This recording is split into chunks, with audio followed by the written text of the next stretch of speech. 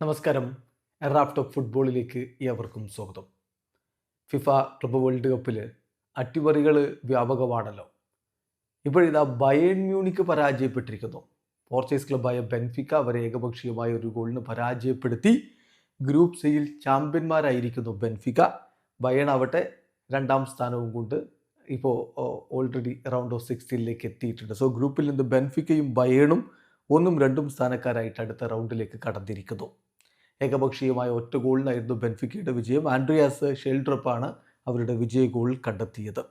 മത്സരത്തിൽ ബയേൺ മ്യൂണിക്കിൻ്റെ മുന്നേറ്റങ്ങൾ നയിച്ചുകൊണ്ട് Thomas Muller, ഒപ്പം സെർജിൻ ആബ്രി, ലിറോയ് സനെ എന്നിവരൊക്കെ ചേർന്നുകൊണ്ടാണ് മുന്നേറ്റങ്ങൾ നയിച്ചത്. മറുഭാഗത്ത് പവലിഡിസിനെ മുന്നിൽ നിർത്തി അംഗേൽ ഡി മരിയ, ഷെൽഡ്രപ്പ് തുടങ്ങിയവരൊക്കെ ഇറക്കിക്കൊണ്ടാണ് ബെൻഫിക്ക തങ്ങളുടെ മുന്നേറ്റങ്ങൾ നയിച്ചത്. കളിയുടെ 13ാമത്തെ മിനിറ്റിലായിരുന്നു ആൻഡ്രിയാസ് ഷെൽഡ്രപ്പിൻ്റെ ഗോൾ പിറക്കുന്നത്. ആ ഗോളിന് മറുപടി കൊടുക്കാൻ ബയേൺ ശക്തമായിട്ട് ശ്രമിച്ചു. നിരവധി മുന്നേറ്റങ്ങൾ ബയേൺ ഉണ്ടാക്കി. എന്ന് മാത്രമല്ല ബയേണിന് തന്നെയായിരുന്നു ആധിപത്യം. രണ്ടാം പകുതിയിലും കളി അതേ രൂപത്തിൽ തന്നെ പോയി.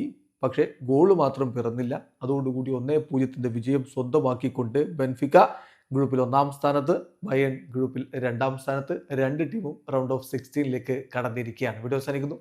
ഫുട്ബോൾ ലോകത്ത് കൂടുതൽ വിശേഷങ്ങളുമായി റാഫ് ടോക്സ് വീണ്ടും എത്താം.